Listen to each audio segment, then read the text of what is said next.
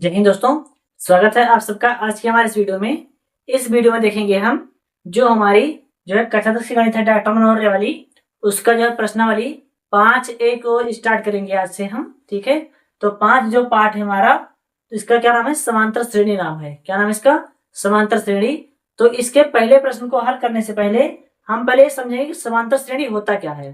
देखिए, समांतर श्रेणी क्या होता है, इसमें क्या होता है कि आपको क्रम अनुसार एक संख्या के बाद दूसरी संख्या दी जाती है। जैसे मैं उदाहरण बोलूं आपको, यहाँ पे आएगा 5, तो दूसरा आएगा 7 और फिर 9 और इस प्रकार से 11। तो ये संख्याएं आपको बारी बारी से दी जाती हैं क्रम अनुसार, तो इसको हम लोग समांतर श्रेणी बोलते हैं। ठीक है, अब जैसे मैंने संख्या आपको लिख दिया यहाँ पर 5, 7, 9, 11। ठीक, एक तो ये समांतर श्रेणी हो गया। और दूसरा अगर दिया जाए आपको कि 5, 6, 8, 8, 11 और 12, तो ये भी तो क्रमानुसार है। क्या है? यह संख्या भी क्रमानुसार है ना, तो क्या ये भी समांतर श्रेणी हो जाएगा? तो इसका आंसर आएगा नहीं होगा। तो ये समांतर श्रेणी है परंतु ये नहीं है। तो ऐसा कैसे हो सकता है कि एक समांतर श्रेणी हो गया जबकि दूसरा नहीं है? तो इसके पीछे का कारण क्या है? तब एंट्री होती है हमारे सर्वांतर की। किसकी एंट्री होती है? सर्वांतर की। सर्वांतर क्या होता है? देखिए देखिए, यहाँ पर 5 है ना, तो 5 में 2 जोड़ा गया तो कितना हो गया? 7 हो गया। यानी पे कितना आया? यहाँ पे 2 आया। ठीक, 7 में फिर से 2 जोड़ा गया तो कितना आया? 9 आ गया। यानी यहाँ भी कितना जोड़ा गया? 9 जोड़ा गया ना। फिर से देखिए यहाँ पे 9 में 2 जोड़ा गया तो 11 आ गया। यानी यहाँ से यहाँ का अंतर कितना है? 2 है। ठीक, फिर यहाँ से यहाँ का अंतर कितना है? 2 है। फिर यहाँ से यहाँ का अंतर 2 है। यानी जब अंतर है सभी संख्याओं के बीच में, वो कितना है? 2 का अंतर है, समान अंतर है। क्या है? समान अंतर, यानी एक जैसा अंतर है ना, तो ये समांतर श्रेणी मानी जाएगी। यानी ये समांतर श्रेणी सही है। लेकिन अगर यहाँ पर देखा जाए तो 5 के बाद 1 जोड़ा गया, 1 के बाद 2 जोड़ा गया, 2 के बाद फिर क्या हुआ? 3 जोड़ा गया, 3 के बाद क्या हुआ? फिर से 1 जोड़ दिया गया। तो क्या ये जो संख्याएं आई हैं, क्या ये बराबर हैं? क्या ये संख्याएं आपस में बराबर हैं? क्या एक जैसी संख्या है? तो आप बोलोगे नहीं सर, ये संख्या बिल्कुल भी आपस में मैच नहीं करती हैं, एक जैसी संख्याएं बिल्कुल भी नहीं है। तो इसलिए क्या हो जाएगा? ये समांतर श्रेणी नहीं माना जाएगा। ठीक है, तो ये समांतर श्रेणी माना जाएगा और ये नहीं माना जाएगा। अब आपको लगभग डाउट क्लियर होगा क्योंकि कौन सा सही है और कौन सा गलत है। चलिए, जब हमको ये सर्वांतर पता चल गया कि सर्वांतर का प्रयोग क्यों करते हैं, तो अब क्या करेंगे हम लोग? देखिए, जो यहाँ पर अंक दिए जाते हैं इसको हम लोग मानते हैं A1। क्या मानते हैं? A1। और इसको मानते हैं A2, इसको A3 और इसको A4। इसी प्रकार से हम लोग संख्या आगे मानते चले जाएंगे, A5, A6, A7। ठीक है, यानी जितना संख्या की हमें जरूरत होगी उसी प्रकार से हम ए करते हुए निकलते चले जाएंगे। ठीक, अब इसी के साथ में एक फार्मूला होता है सर्वांतर का, वो भी लिख देता हूं के लिए। सर्वांतर का फार्मूला क्या होता है? इसमें कई बार पूछा जाएगा कि सर्वांतर ज्ञात कीजिए। तो सर्वांतर को ज्ञात करने के लिए क्या करेंगे हम? इसका फार्मूला होता है दूसरा पद। क्या होता है? दूसरा पद माइनस पहला पद। क्या होता है? दूसरा पद माइनस पहला पद। ठीक है, तो दूसरे पद को लिखते हैं A2 माइनस, और पहले पद को लिखते हैं A1। क्या लिखते हैं? A2 माइनस A1 लिखते हैं। और जो सर्वांतर होता है उसको हम लोग D लिखते हैं। क्या लिखते हैं? D बराबर A2 माइनस A1 हो जाएगा। क्या हो जाएगा? D बराबर A2 माइनस A1 हो जाएगा। इस प्रकार से ये वाला हमारा फार्मूला क्या होगा? बन जाएगा। ठीक है, तो ये फार्मूला बन गया है और ये समांतर श्रेणी क्या हो जाएगा? देखिए फिर से, A1 होगा पहला पद, दूसरा होगा A2, तीसरा होगा A3 और चौथा होगा A4। इसी प्रकार से हम लोग संख्या को बढ़ाते हुए चले जाएंगे। ठीक है, बस इस पार्ट के बारे में जो बेसिक चीजें थी वो इतनी हैं, और जिस प्रकार से हम सवाल आगे बढ़ता जाएगा उसी प्रकार जो चीज नई नई आएगी आपको हम पता चलेंगे। ठीक है, चलिए फिलहाल आप इनका स्क्रीनशॉट कर लेंगे जो फार्मूला दिया गया है, फिर इसको हम मिटा करके अपना जो सवाल है आगे का पहला सवाल उसको हम लोग कंटिन्यू करते हैं। चलिए देखेंगे जो सवाल दिया गया है, तो सवाल क्या है? यहाँ पर है निम्नलिखित में से प्रत्येक समांतर श्रेणी के लिए प्रथम पद तथा सर्वांतर लिखिए। क्या लिखना है आपको? प्रथम पद लिखना है और सर्वांतर लिखना है। तो देखिए, ये पहला पद है ना, तो उसको हम लोग लिखेंगे A1 बराबर, A1 बराबर कितना है 3 है, ठीक। और लिखेंगे A2 बराबर, तो A2 बराबर 1 आएगा और A3 बराबर आएगा हमारा -1 और A4 बराबर कितना आएगा, A4 बराबर है -3, A4 बराबर कितना है -3 आ गया है, ठीक। तो जिस प्रकार से हमने संख्या को लिख लिया है तो इसमें प्रथम पद लिखना है ना। तो प्रथम पद देखिए कितना है, प्रथम पद क्या है, प्रथम पद, प्रथम पद। तो प्रथम पद क्या होता है, जो सबसे पहले दिया जाता है, यानी A1 बराबर प्रथम पद होता है। तो प्रथम पद कितना है 3 है, प्रथम पद 3 आ गया, ये समझ में आया आपको। और सर्वांतर पूछा गया है, तो सर्वांतर D बराबर क्या होता है A2 माइनस A1, ठीक है। तो A2 का मान कितना है, A2 का मान है 1, माइनस लगाए तो माइनस लगाएंगे, और A1 लिखेंगे तो A1 का मान कितना है 3 है, A1 का मान है 3।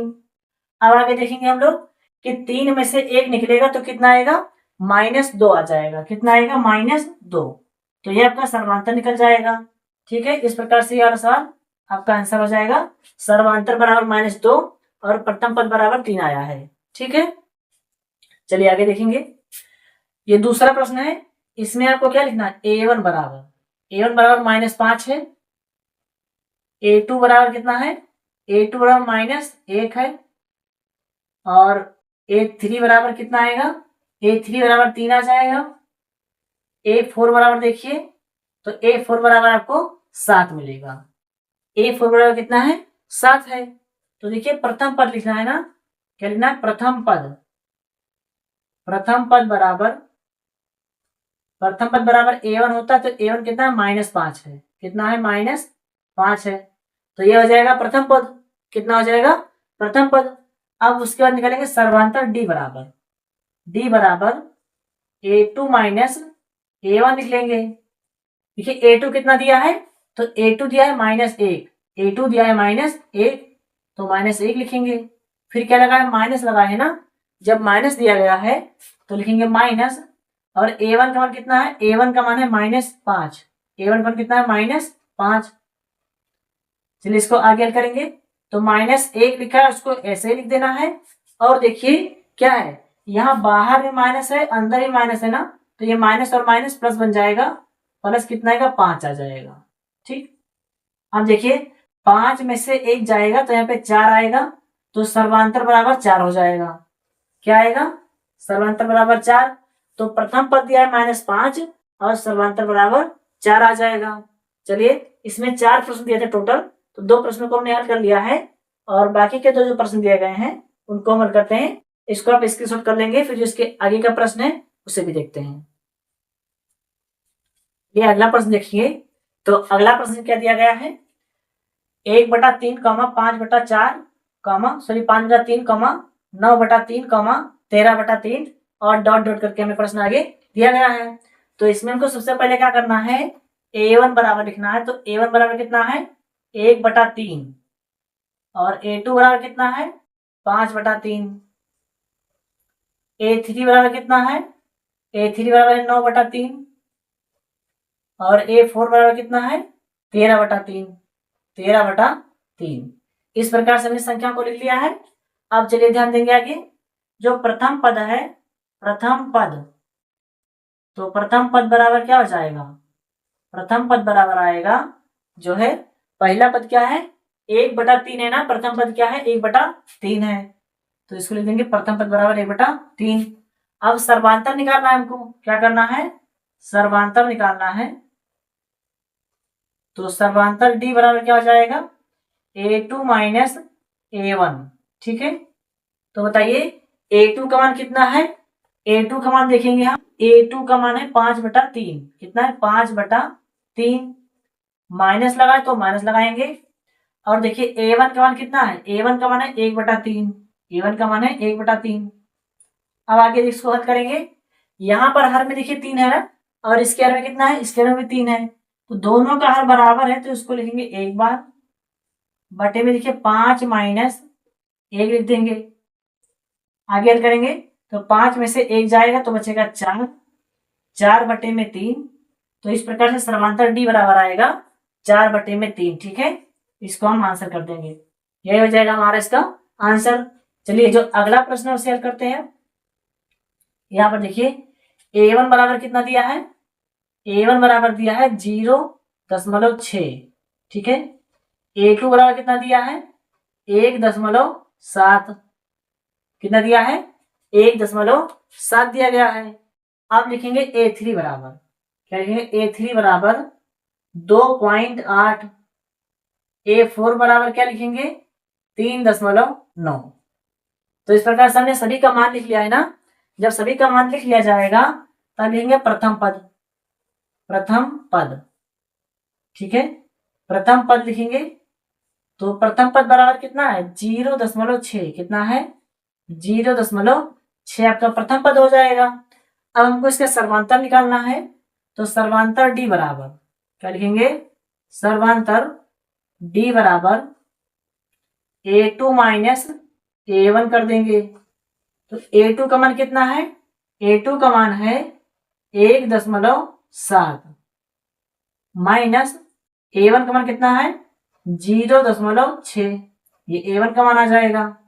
चलिए अब देखेंगे हम, जिसको माइनस करेंगे ना तो 6 में से 7 जो है 7 में से 6 जाएगा, 1 आएगा, दशमलव यहाँ भी, दशमलव यहाँ भी, दशमलव को लिख लेंगे।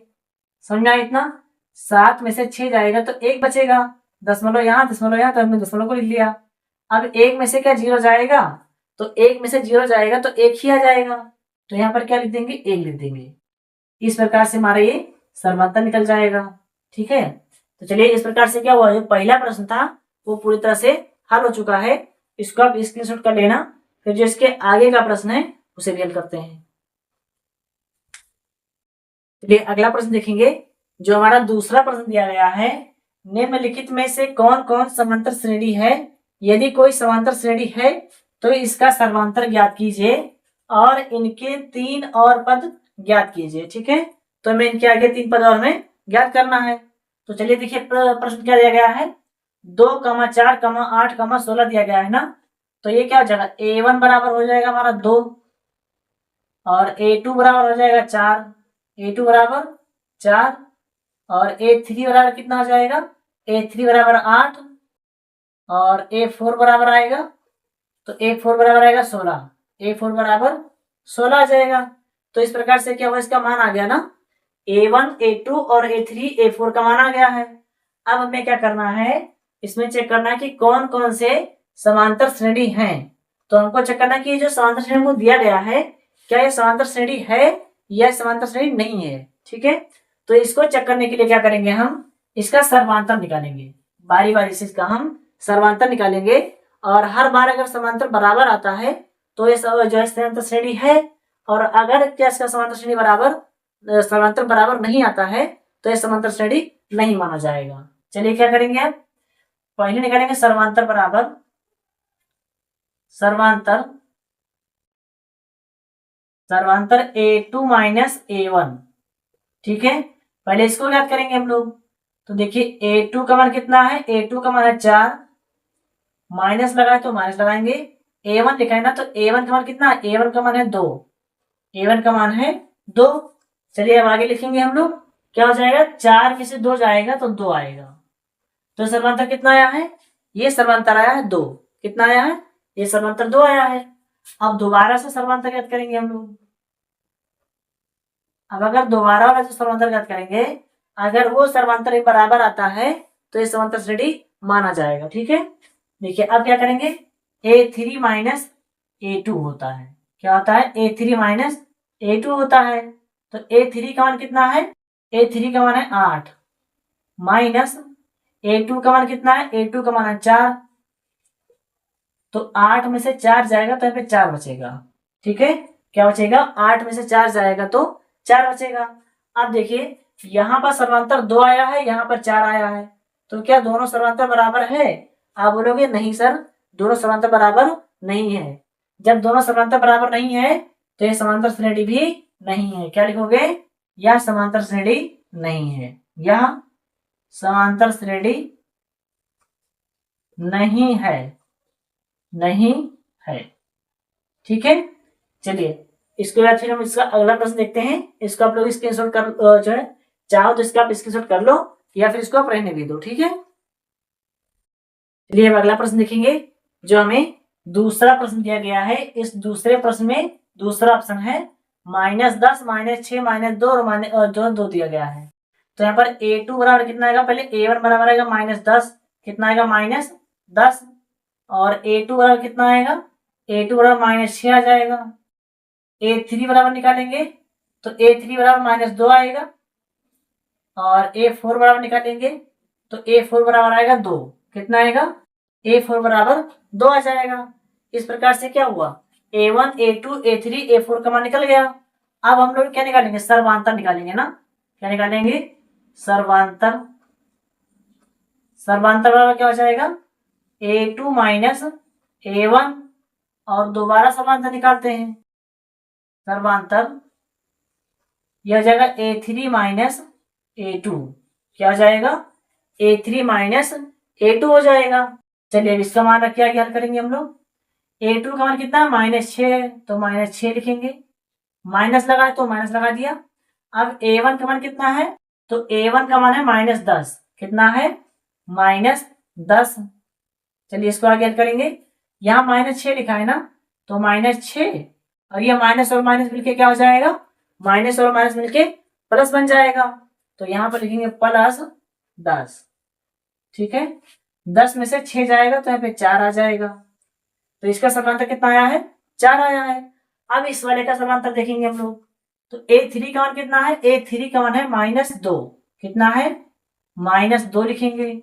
फिर यहाँ माइनस लगा है तो माइनस लगाएंगे, और a2 लिखा है ना, तो a2 का मान कितना है, a2 का मान है -6, कितना है, -6 बराबर, यहाँ पर देखेंगे अब -2 लिखा है तो -2 लिखेंगे, और यहाँ माइनस और माइनस क्या है, प्लस हो जाएगा, ये यहाँ पर आएगा 6। तो अब देखिए कि 6 में से 2 निकलेगा तो 4 बचेगा, ठीक है। 6 में से 2 निकलेगा तो 4 आ जाएगा। देखिए यहाँ भी 4 सर्वांतर है, यहाँ भी सर्वांतर क्या है, 4 है। तो जब दोनों जगह पर सर्वांतर बराबर आया है तो ये समांतर श्रेणी में है, क्या लिखेंगे, यह समांतर श्रेणी सही है। यह सर्वांतर श्रेणी सही है, क्या है, सही है। जब सर्वांतर श्रेणी सही रहेगी तो आगे क्या बोला गया है, इसका सर्वांतर ज्ञात कीजिए और इनके 3 पद और ज्ञात कीजिए। तो इसका सर्वांतर कितना निकल के आया है, सर्वांतर निकल के आया है, सर्वांतर बराबर कितना निकल के आया है, सर्वांतर निकल के आया है 4, कितना निकल के आया है, 4। तो सर्वांतर हो गया 4, और इसके आगे के अब 3 अक्षर हमें और ज्ञात करने हैं, ठीक है। जब हम 3 अक्षर और ज्ञात करेंगे, देखिए पहला, दूसरा, तीसरा, चौथा हमको दिया गया है, तो 5वां पद लिखेंगे, क्या लिखेंगे, 5वां पद। 5वां पद बराबर क्या हो जाएगा, जो अंतिम पद होता है ना, अंतिम पद क्या है, 2 है, और प्लस सर्वांतर, तो सर्वांतर कितना है, सर्वांतर है 4, सर्वांतर 4, तो 4 और 2 कितना हो जाएगा, 6 हो जाएगा, क्या हो जाएगा, 4 और 2 6 हो जाएगा। अब 5वां पद निकाल लिया, निकालेंगे 6वां पद।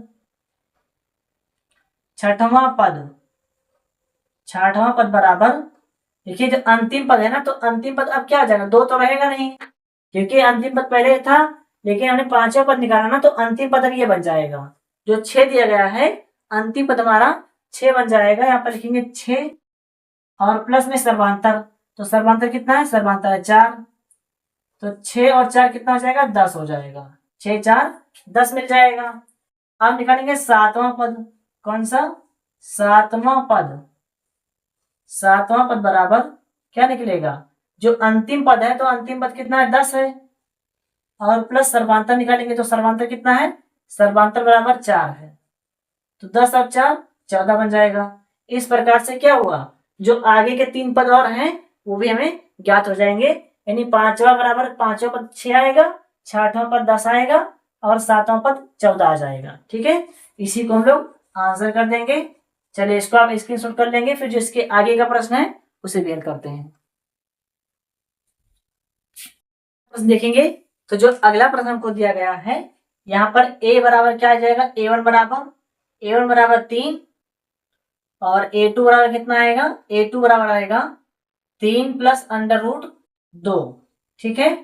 और a3 बराबर निकालेंगे अब, तो a3 बराबर हो जाएगा 3 प्लस 2 अंडर रूट 2, और a4 बराबर आएगा हमारा, a4 बराबर कितना है 3 प्लस 3 अंडर रूट 2।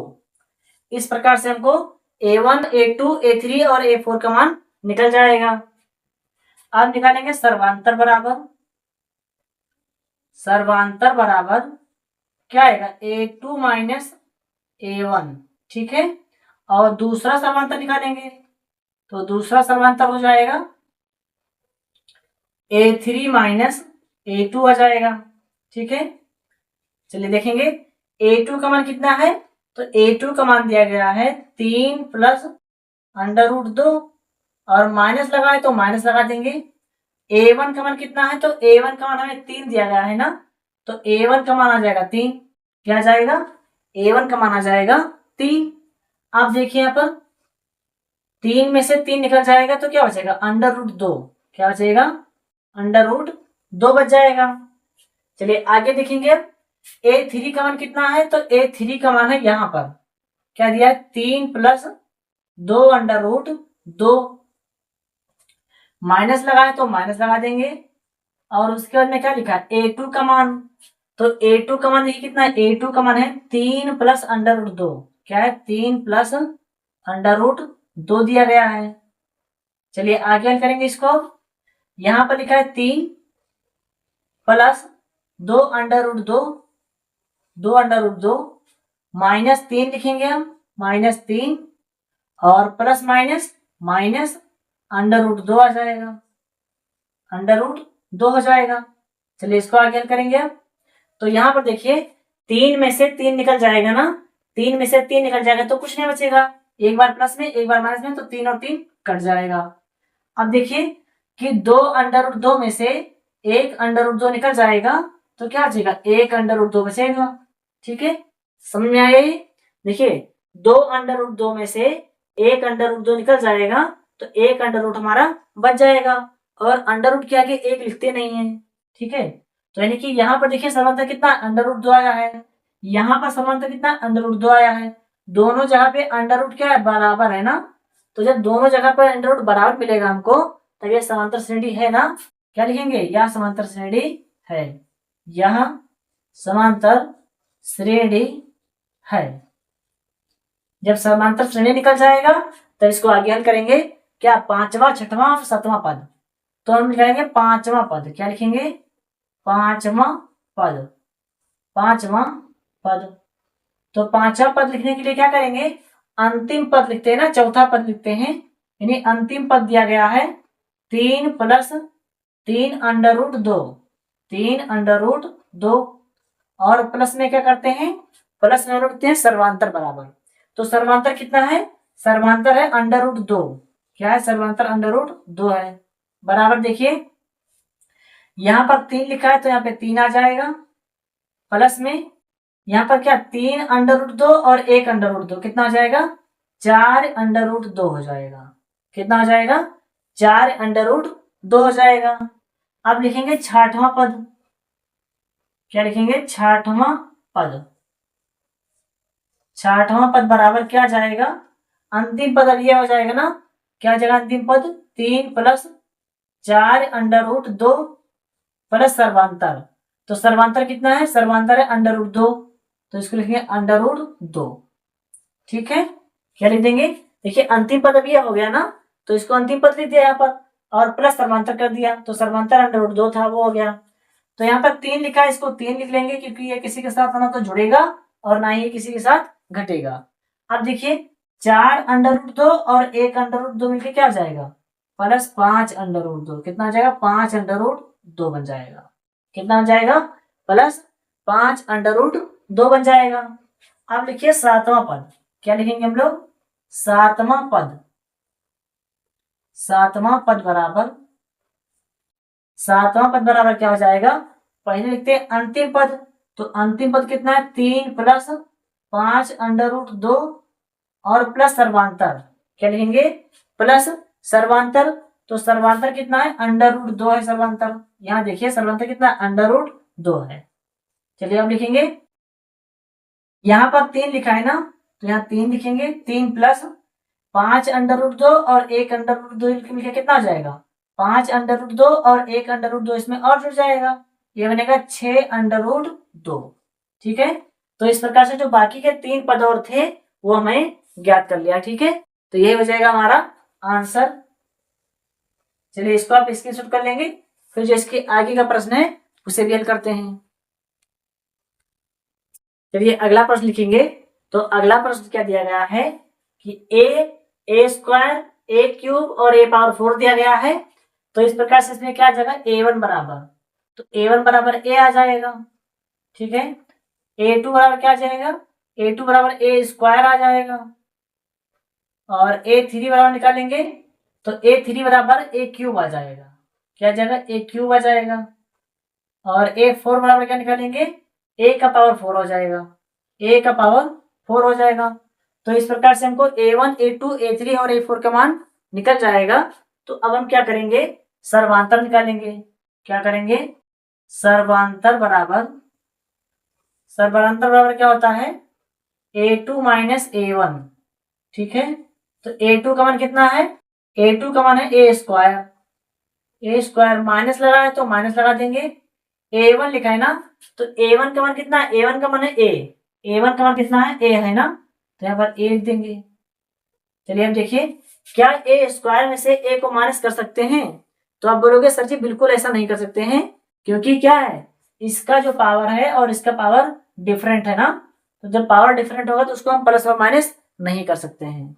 चलिए a2 में से a1 माइनस नहीं कर सकते हैं, तो a तो कॉमन आ जाएगा ना, तो यहाँ पर a 2 बार है, एक बार बाहर आ गया तो यहाँ पर a बचेगा एक बार, माइनस यहाँ पर a अकेला था वो बाहर आ गया तो क्या बचेगा, अब एक बच जाएगा। ठीक है, तो इस प्रकार से जो हमारा सर्वांतर निकला है वो निकला है a और a माइनस 1 निकला है। ठीक है, अब दोबारा से सर्वांतर निकालेंगे। अगर दोबारा भी सर्वांतर बराबर निकला तो ये समांतर श्रेणी क्या हो जाएगी, सही हो जाएगी। तो उसको लिखेंगे a3 minus a2, a3 minus a2 बराबर, तो a3 का मान कितना देखिए, a3 का मान है a क्यूब, कितना है a क्यूब, माइनस a लिखा हुआ है ना, सॉरी a3 का मान है a क्यूब माइनस a2 लिखा है ना, तो a2 का मान कितना है, a स्क्वायर लिखा है, a2 का मान है ये स्क्वायर। अब देखिए, क्या a क्यूब में से a स्क्वायर को निकाल सकते हैं, a क्यूब में से a स्क्वायर को नहीं निकाल सकते हैं ना, तो क्या करेंगे, यहाँ भी a स्क्वायर है यहाँ भी a स्क्वायर है, तो यहाँ a स्क्वायर ले लेंगे कॉमन, तो यहाँ पर क्या आएगा, a यहाँ पर 3 बार था तो 2 बार बाहर आया है, एक बार ये बच जाएगा, माइनस यहाँ पर a स्क्वायर लिखा है ना, तो a स्क्वायर बाहर आ गया, तो अब a क्या बचेगा, a बचेगा एक बार, क्या होगा, a बचेगा एक बार। अब यहाँ पर देखेंगे हम लोग, क्या दोनों सर्वांतर बराबर हैं, यहाँ पर a है यहाँ पर a स्क्वायर है, तो दोनों सर्वांतर बराबर नहीं है। क्या है, बराबर नहीं है। ये वाला पद तो बराबर है, परंतु जो इसके आगे वाला दोनों पद हैं ये बराबर नहीं है। जब दोनों पद बराबर नहीं होंगे तब क्या लिखेंगे, यह समांतर श्रेणी नहीं है, यह समांतर श्रेणी नहीं है, नहीं है। ठीक है, चलिए इसको आप स्क्रीनशॉट कर लेंगे, फिर जो इसके आगे का प्रश्न है उसे हल करते हैं। चलिए अगला प्रश्न देखेंगे। तो जो हमें अगला प्रश्न दिया गया है वो क्या है, √2 √8 √18 और √32 दिया गया है ना, तो इसको हम क्या करेंगे, a1 मानेंगे, a1 बराबर √2 आ जाएगा, और a2 बराबर कितना आएगा, a2 बराबर √8 आ जाएगा, और a3 बराबर देखिए कितना आएगा, a3 बराबर आएगा √18 और a4 बराबर कितना आएगा, √32 हो जाएगा, ये √32 आ जाएगा, a4 का मान √32 हो जाएगा। जब हमको a1 a2 a3 और a4 का मान निकल जाएगा तो हम क्या करेंगे, इसमें सर्वांतर निकालेंगे अब, यानी सर्वांतर बराबर a2 होता है ना, a2 माइनस a1। देखिए a2 का मान कितना है, √8 लिखा है, और माइनस क्या लिखा है, माइनस अंडर रूट 2, क्या लिखा है, अंडर रूट 2।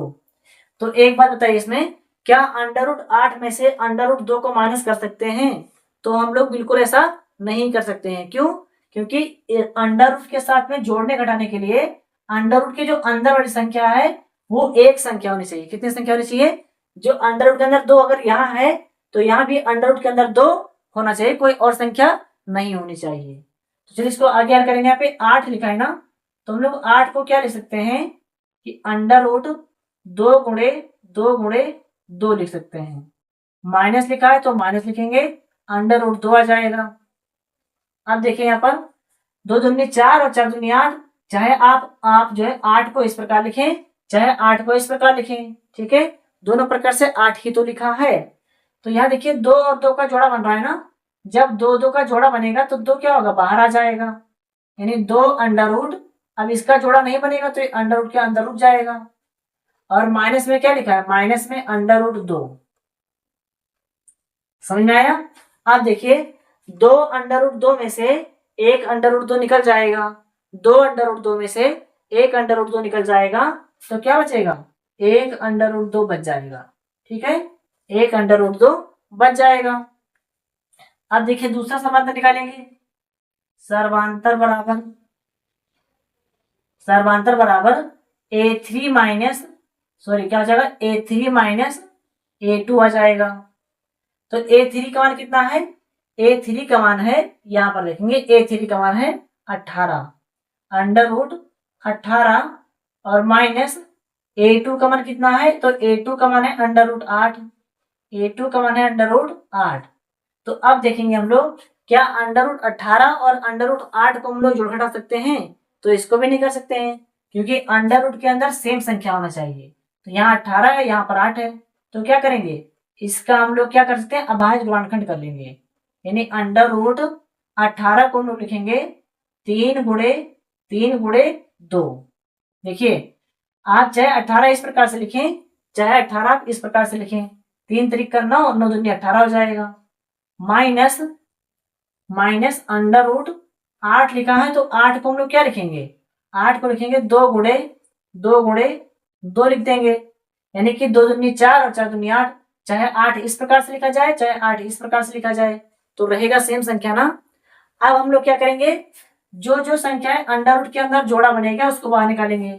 यानी कि 3 और 3 का जोड़ा बन रहा है ना, तो 3 अंडर रूट के बाहर आ जाएगा, यह आ जाएगा 3 अंडर रूट 2। माइनस लगा है तो माइनस लगाएंगे, यहाँ पे 2 और 2 का जोड़ा बनेगा, तो ये 2 संख्या क्या हो जाएगी, बाहर आ जाएंगी, यानी 2 बाहर आ गया तो क्या बचेगा, अंडर रूट के अंदर 2 बचेगा ना, अंडर रूट 2 बच जाएगा। चलिए आगे हल करेंगे। अब देखिए क्या 3 अंडर रूट 2 में से 2 अंडर रूट 2 निकल जाएगा, तो क्या बचेगा, 3 अंडर रूट 2 में से 2 अंडर रूट 2 निकल जाएगा, तो 1 अंडर रूट 2 बच जाएगा। ठीक है, यानी अब देखिए यहां भी समांतर अंडर रूट कितना है, 2 है, यहां भी समांतर अंडर रूट 2 है।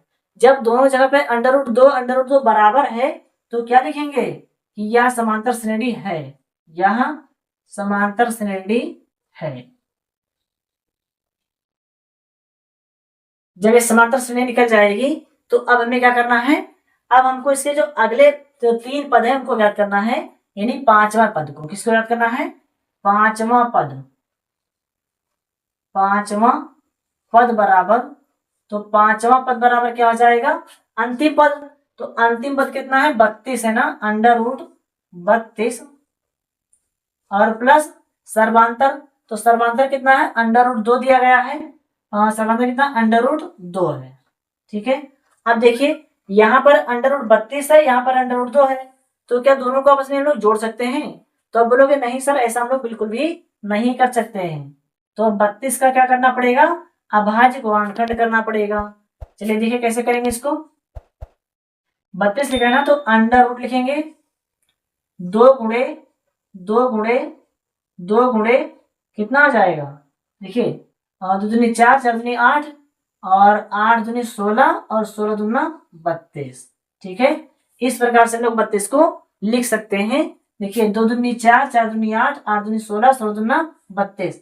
चाहे 32 को इस प्रकार से लिखा जाए, चाहे 32 को इस प्रकार से लिखा जाए। ठीक है, प्लस में क्या लिखा है, प्लस में अंडर रूट 2, प्लस में अंडर रूट 2 लिख देंगे।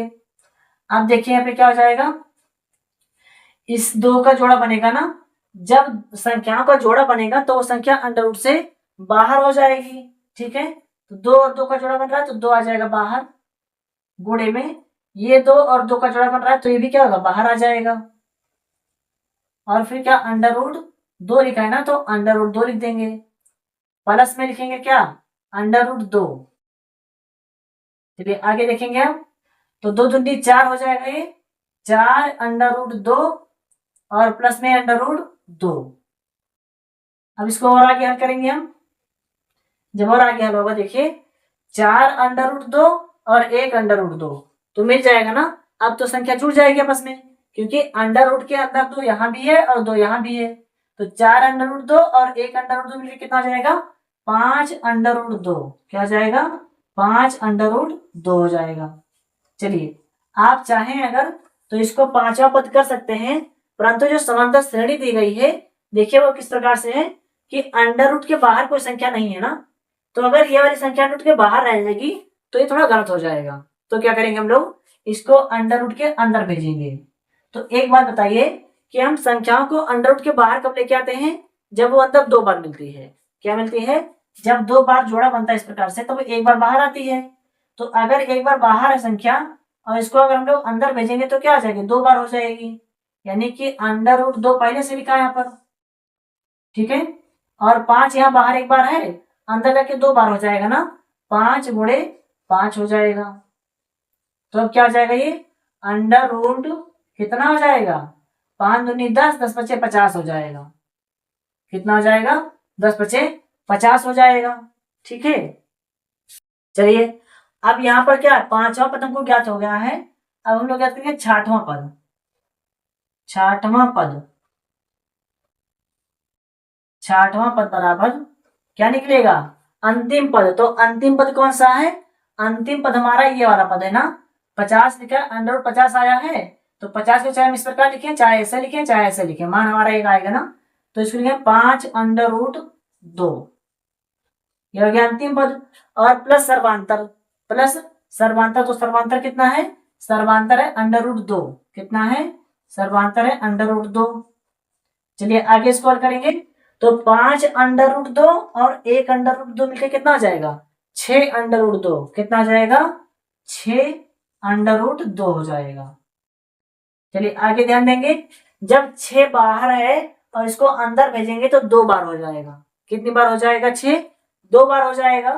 तो इसको क्या लिखेंगे, अंडर रूट 2 तो पहले से लिखा अंदर, गुणे में 6 अगर बाहर है, अंदर जाके 2 बार हो जाएगा ना, 6 गुणे 6 हो जाएगा। अब आगे देखिए, 6 दूनी 12 और 12 6 72 हो जाएगा। क्या हो जाएगा, अंडर रूट 72 हो जाएगा। ये हो गया हमारा 6वां पद। कौन सा हो गया, 6वां पद। अब निकालेंगे अंतिम पद यानी कि 7वां पद। 7वां पद बराबर, 7वां पद क्या हो जाएगा, अंतिम पद। तो अंतिम पद क्या दिया गया है, 6 अंडर रूट 2। क्या दिया गया है, 6 अंडर रूट 2 और प्लस सर्वांतर, तो सर्वांतर कितना है, अंडर रूट 2 दिया गया है। सर्वांतर कितना है, अंडर रूट 2। अब देखिए 6 अंडर रूट 2 और 1 अंडर रूट 2 इसमें जुड़ जाएगा, तो 6 अंडर रूट 2 और 1 अंडर रूट 2 जो क्या निकल जाएगा, 7 अंडर रूट 2, 7 अंडर रूट 2 बन जाएगा। अब 7 बाहर है ना, ये जब अंदर जाएगा तो क्या होगा, ये 2 बार हो जाएगा। जो चीज अंडर रूट के बाहर होती है अगर उसको अंदर लेके जाएंगे तो वो 2 बार गुणा हो जाएगी, यानी क्या बनेगा, अंडर रूट 2 लिखा है अंदर, 2 रहेगा पहले से, और ये 7 बाहर है ना, जब ये अंदर जाएगा तो 2 बार हो जाएगा, 7 गुणे 7 हो जाएगा। अब देखिए क्या हो जाएगा, अंडर रूट 7 सते 49 और 49 दूना 98, 49 दूना 98। तो इस प्रकार से इसके बाकी भी 3 पद हमें ज्ञात हो जाएंगे। चलिए इसको आप स्क्रीनशॉट कर लेंगे और फिर जो इसके आगे के सवाल हैं वो हल करेंगे हम लोग अगले वीडियो में। फिलहाल हम इस वीडियो को यहीं पर समाप्त करते हैं। और अभी तक अगर आपने चैनल को सब्सक्राइब नहीं किया तो चैनल को सब्सक्राइब करके अपने दोस्तों के इसको शेयर कर देना। ठीक है, मिलते हैं आपसे हम अगले वीडियो में।